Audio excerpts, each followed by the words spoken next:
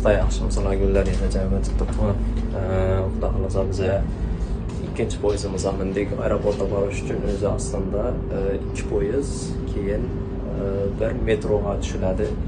Hozir Nürnbergga ketadigan poyezdga mindik. Hop. Salfetdan ketadi. Kecha qalamonmaganda bo'lardim, lekin to'g'ri keldim. Aslida ketasi poyezdni ko'rsataman. Ikkinchi etajimda ketamiz, xudo xolasa. Desa. Bismillahirrahmanirrahim.